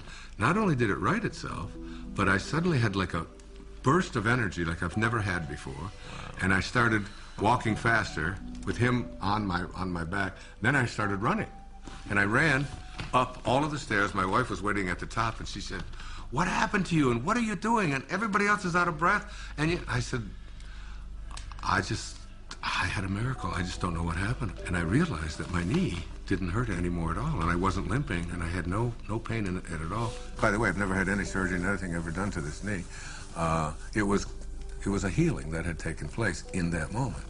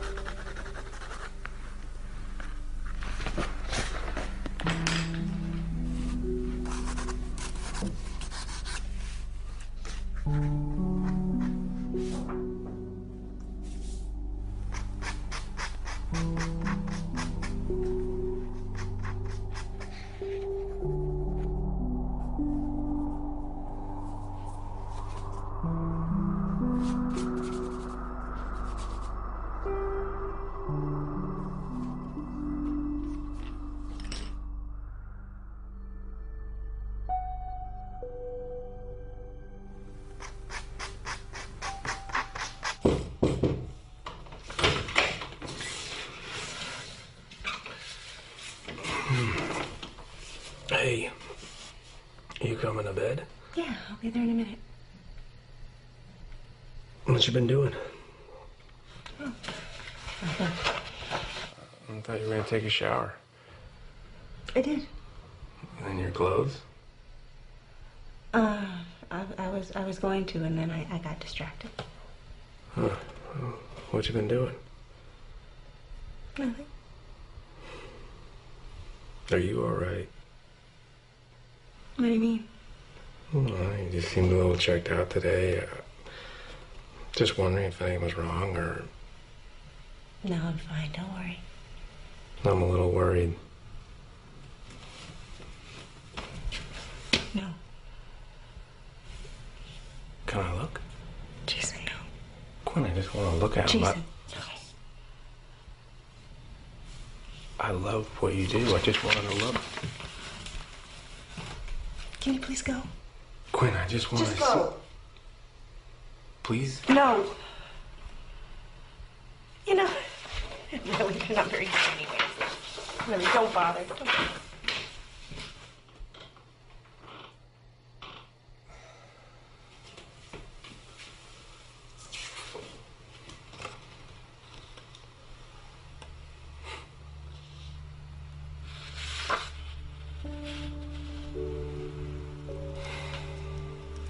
Later on, I started to talk about this miracle, but the thing that I did was, when people would ask me, why do you think it happened to you? I would always say, well, why not? I mean, I'm Wayne Dyer, after all. You know? And I've written an entire book about him, and he's... I deserve a miracle. Yeah, and it was like, and I really believed that it was like a special sort of thing that came to me. That's what happens, you know, when you get your ego involved in it. And what happened in that moment is that I totally forgot my ego.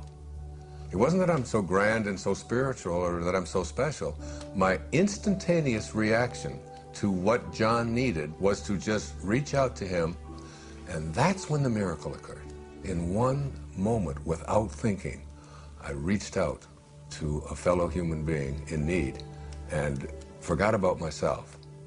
And it was almost as if the door opened, the teachers found me and said, here it is. The best way to have those doors open is to forget about yourself and to reach out and serve. It's always about serving. It's, you know, one of the mistakes so many people make is they just think, well, I'm just going to attract what I want into my life. And one of the things that I really profoundly believe in, you do not attract what you want. You attract what you are. What you are. I would have been too shy. I'm sorry. such an earnest guy, I would have no further things to say. We ran in such different circles, my baby, diagram different lines. Now we gaze at the moon out the window. Denise, come here. Sorry, I'm so sorry. I should never have said this. Hey, look at me. Look at me. It's okay. No, it's not okay. It's not okay. Everything's going to No, be okay. I did Everything's this. going to be fine. No, you didn't do anything. I knew that you felt this. I did this. I did this more than you. Listen to me. I'm sorry. I love you. I love you so much. You're gonna be okay. Must have been our time. We found true love while staying at home.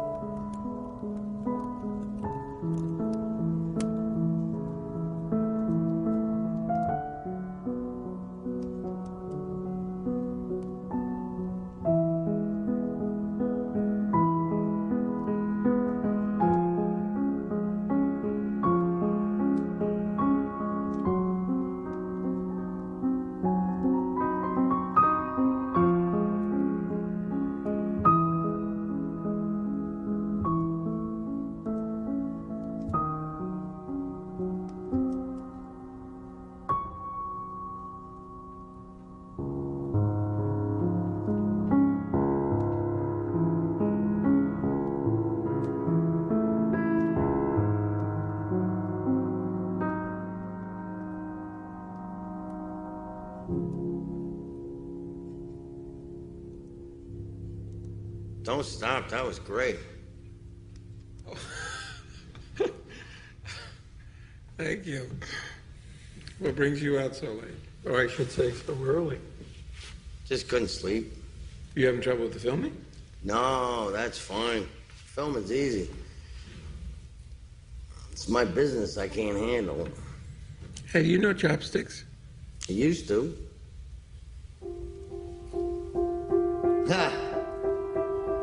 Makes me think of being a kid. When I was idealistic. Back when I thought I'd make a name for myself. Oh, hey, don't say that. You have a name. More like a household name. More like Scorsese or Tarantino. Well, hang in there. Anything can happen. Why does it have to be so hard? One minute I have the funding to make my movie. The next I don't. Can't get the money without the talent. Can't get the talent without the money. And then they pulled it all out from under me. I don't own it anymore. Seriously thinking career change. That's a good sign. What is? You're giving up. That's good. How do you figure? You can't force these things. Right. And again with the magic thing. What's the matter? What's that? You know, I don't know why I'm telling this to the janitor or whatever you are. I do a lot of things around here. Believe me. Play a damn good piano, though. You should think about doing that full time. Well, for a while I thought I would. And what happened? Well, I started playing when I was very young. I was a natural. And then I got older and I became more aware of people watching me play. And then I started to play more for them than for myself. And then I got very scared that I would disappoint them. So I did. Did what? I disappointed everybody.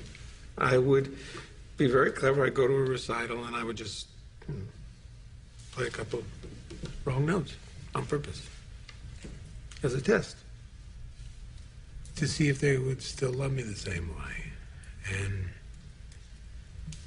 basically they didn't. It was a long time before I touched a piano, which is it's crazy when I think of how much I enjoy playing. Yeah, I was just thinking that. This would sit for years. I wouldn't touch it. I wouldn't even notice it. But you're a piano player. I don't get it. You don't get that? How could you ignore what's right in front of you? Busy doing other things. You should understand it. What? Yeah, wait, Yeah. hold that thought. You hear that? I don't hear Shh. anything. Listen. Listen.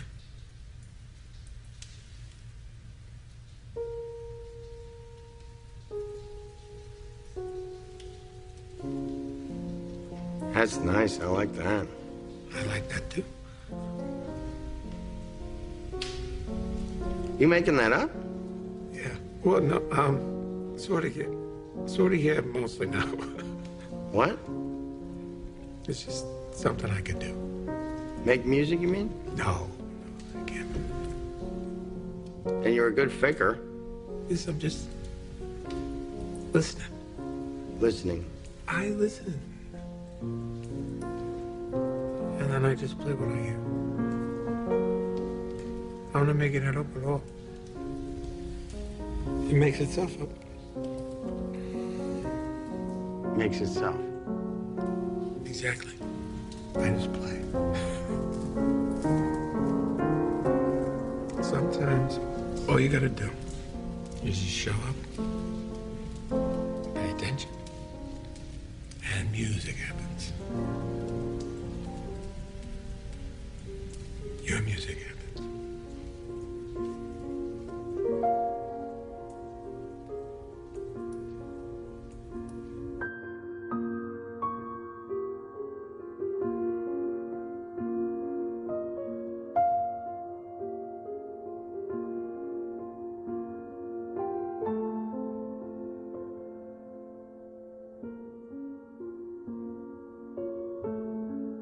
Whatever you're looking for in your life is there for you. It will show up where and when it's needed. It's always in your mind. Whatever you need to complete this project, whatever you need to create, it's all there. You can prepare and then let go. It's an easy trusting that everything will happen perfectly.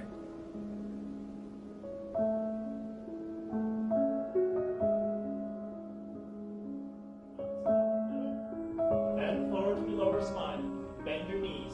Place your hands on the floor. Move your hips up and down. Right, left, right, left, right, left, right, left. Get your You know lower what? spine. I can't shoot it from here. No? No, there's tint. Oh, but we really need something for B-roll. We don't have anything. I'm not the director. I don't know what David wants. Where is he anyway? He's probably sleeping off a hangover.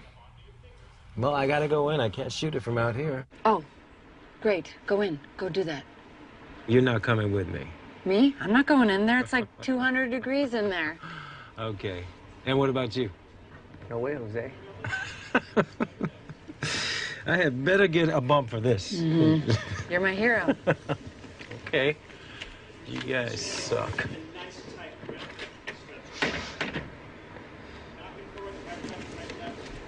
Hey, good morning. Good morning. I got up early. I was scouting locations. What? I found the most amazing spot overlooking the ocean. For what? For this? Yeah, for this. Really? It's a little bit of a hike, though.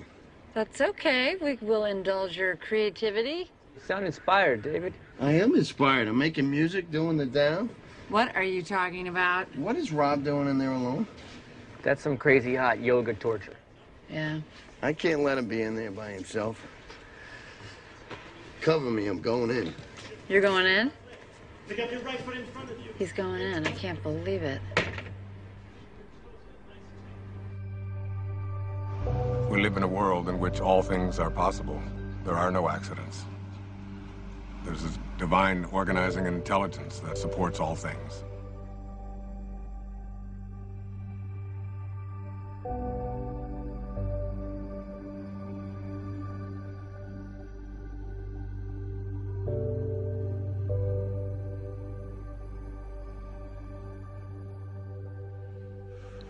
I think you have to get to the place where you're no longer focused just on yourself.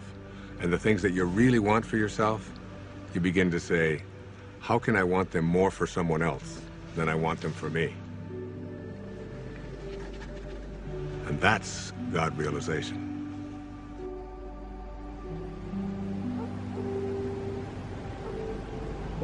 One of the things that happens when you move away from ego is that you move from a sense of entitlement to a sense of humility. You realize you're entitled to nothing. That's just the ego speaking. So the fundamental truth is that you must be like what you came from. If you came from divinity, you must be divine. If you hold your hands up and say, these are the hands of God, then what does God do with his hands? God is just giving. That's all God knows how to do. Hi. How are you this morning? Better than yesterday. That's a good way to be. Not better than anybody else, just better than you used to be. Hey, I was wondering, is there a place around here where I could actually buy some flowers? I wanted to bring some back for my wife. I can let you have some of these if you want. Really? Yeah. I mean, they're not fancy like you get in a flower shop. They're just indigenous roses. A little more rustic. I think my wife might actually like that. Hey, now, wait, let me help you. Cut just above the leafy part there, and above the leafy part, and try to do it on an angle. Hey, there you go. Good. Can you tell I've never done this before? Not much of a gardener? No. I usually pay people to do my gardening. People who actually know what they're doing, like you. Well, I get a lot of satisfaction out of it. I've never really seen the value in flowers, I guess. Don't you ever send your wife flowers? No. Oh, that sounds bad. It's a new day. Yes, it is. You know, there are over 200 species under the genus Rosa. And there's a rose database that has, I think it was over 6,000 variations of roses. Seems almost excessive. Here. Thank you very much. Can I give you a tip? No, thank you. You sure? It's okay. Well, I'll be sure to tell the owner of this place what a great staff he has. You just did. You? You're the owner. No, I really am. I apologize. I thought you were just the gardener. That's an easy mistake to make. I saw you watering the plants. Plants need to be watered. Yes, they do. Thanks again.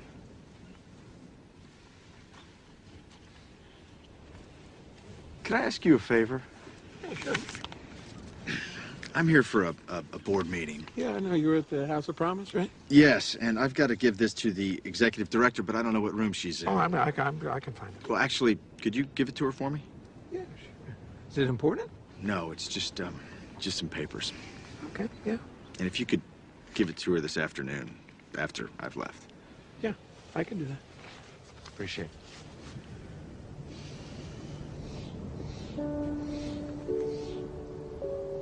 So you shift your thoughts from what can I get to how can I offer, how may I serve?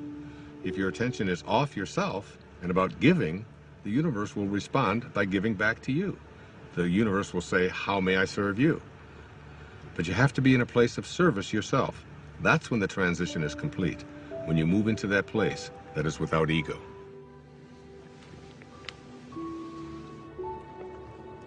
Hey there. Hi. Missed you yesterday. Had a great game. Yeah, got stuck in town. Yeah, I understand. Things come up. Yes, they do. How'd the meeting go? Nothing changed. They still need the money. But once they get the money, we'll see who gets the contract. See you in the city. All right, see you here. Not so fast. Don't tilt it. No, we don't want to crush the flowers. That's very good. Oh, I'm telling you, you don't want to know how much these flowers cost. You know, it's the same florist the mayor uses. Now, oh, be careful, please. Thank you.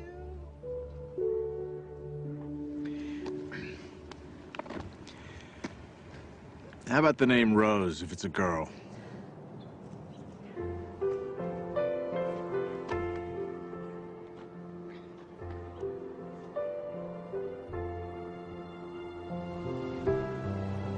As we move into the meaning phase of life, it's not as if you no longer are ambitious. It's that you have ambition with meaning. You're ambitious about other things. So now your ambition is transformed into purpose, and you have to learn to become the observer and to step back. You begin to live in process, trusting where your source is taking you. You begin to detach from the outcome. And that detachment allows you to no longer be fighting. It allows things to just come to you. And you're no longer being the person who's making things happen. You're allowing them to show up. The fight is gone. So I get asked over and over again, is there a purpose to the ego? And my reaction to that is it's just not worth defending. The ego is the thing that is the false self. And when you're defending it, you're defending an illusion. You're defending something that really isn't who you are. Your authentic self is way beyond the ego.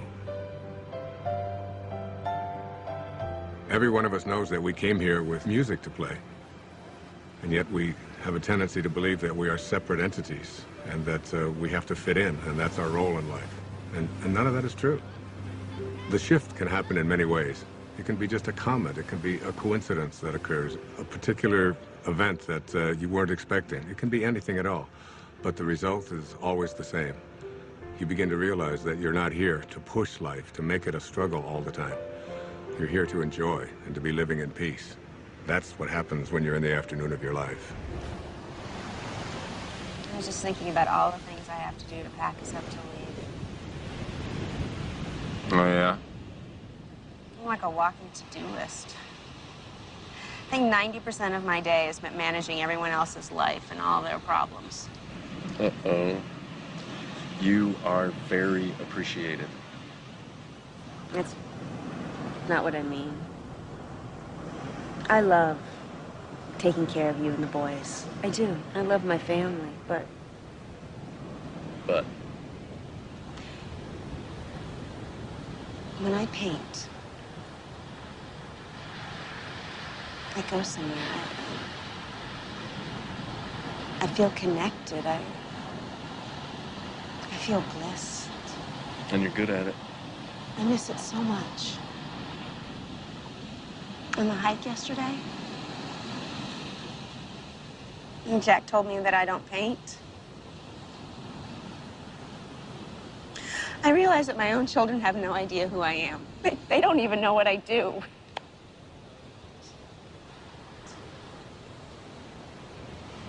So do it. Really? Yes, absolutely. Thank you. I want to stay here. What? Just for a week.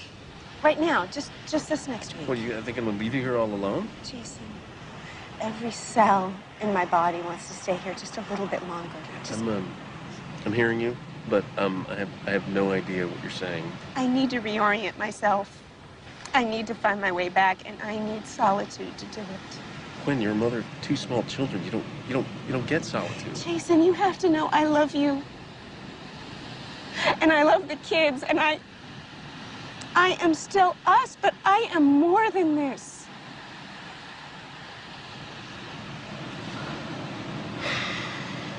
Okay. There's just one problem. See, I don't know how to do what you do. You'll be great. It's just for a week. You'll survive. And then we go back to normal. I don't know about that. Oh, you're good at this. Oh, that's not fair. You know, you're gonna get good at What? laundry. I see lots of laundry in your future. That's great. That's great.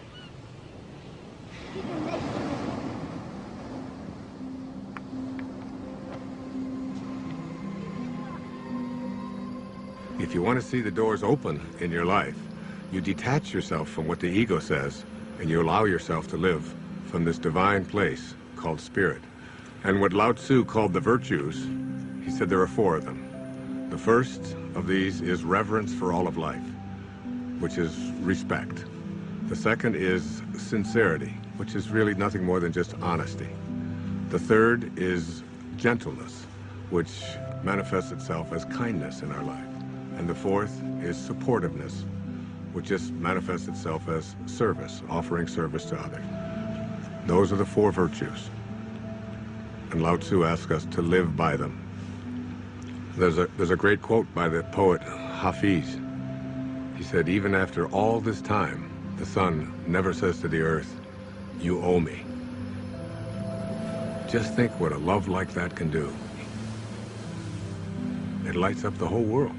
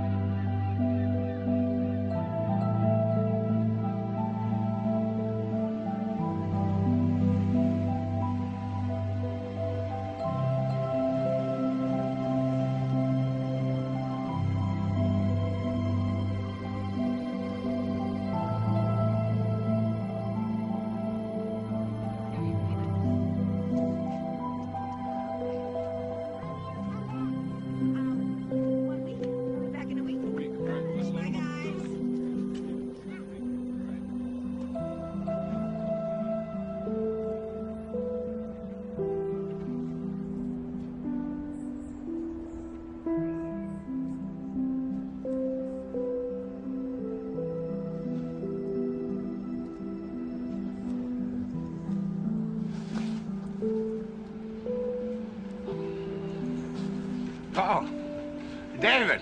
Hey. Hi. How you doing? So did you get everything you need? I think I got even more than that. Really? I'm actually inspired. I was looking at some of the footage. I'd love to do something with these interviews, something creative. Like what? Well, this place. There's something happening here. What you're talking about, the people, themes, I think I can really do something with Wait a second. I thought you were just a technician on this shoot. Isn't that what I heard you say before? Ha! I guess not. I think I'm getting it. Well, you know, David, the point is we're all going to get it. Ultimately, we're all going to get it. There's a great line from A Course in Miracles where Jesus says, if you want to be like me, knowing that we are alike, I will help you. If you want to be different than me, I will wait until you change your mind. And you will change your mind. And really, isn't it the ultimate thing is, why should we have to die in order to get it? We ought to be able to get it while we're here. It's been a pleasure. Thank you, my friend. God bless you.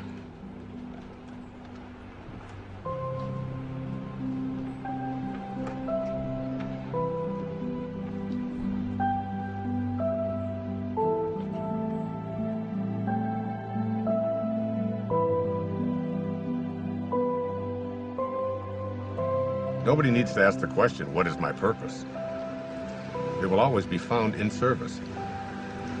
If you can just for one day put your attention on making life better for someone else, if you can focus on thinking like that, that's how God thinks. It's an ancient concept, but it's still relevant. To touch someone's life is more valuable than any amount of money.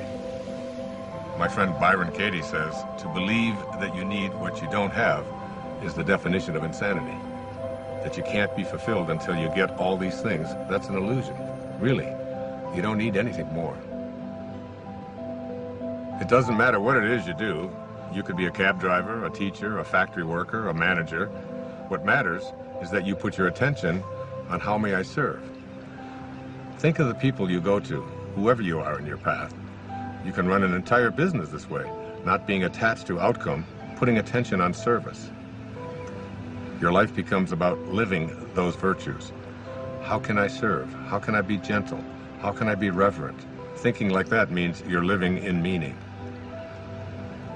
The messages of the morning are about what you can and can't do, about how society defines you.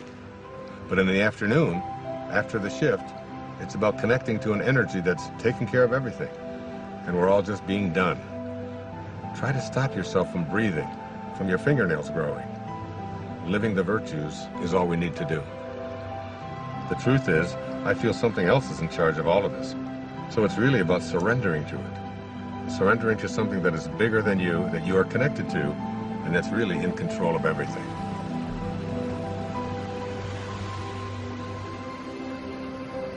There's a place deep within us that wants to feel fulfilled, that wants to know that my life has made a difference, that I've left this place, this planet that I've lived on, better than when I arrived, that someone's life has been profoundly touched because of my existence. We all want that. It's not about age or about finding yourself. Whoever you are, at whatever age, you're only a thought away from changing your life.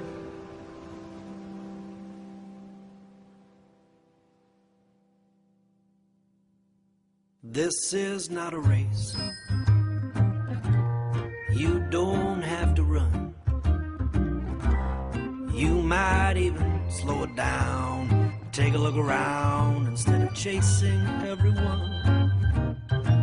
Nothing to prove, no point to make. If when it's said and done, you know in your heart that your song is sung. Don't go with your song still inside you. Let it guide you every day. We all know that it's good to be humble, but don't mumble your life away. You could lose it all. You would still feel like you'd won. You might fall out of the sky, learn to fly just by reaching for the sun. No need to fret, but by regret. If when it's said and done, you know in your heart that your song is sung. Don't go with your song still inside you. Let it guide you every day. We all know that it's good to be humble, but don't grumble your life away. A little teamwork now. La la la la la. La la la la la. Low la low la low. Low la low la low. La la la la la la la. La la la la la la la. Low la low low low low. Low la low low low low. Rubber da scrub. Hobba de hobba do. Hooba da hooba da hooba de ha. Hooba de hooba de hooba de ho. Don't go with your song still inside you. Let it guide you every day. We all know that it's good to be humble, but don't fumble. Don't grumble. Don't mumble your life away.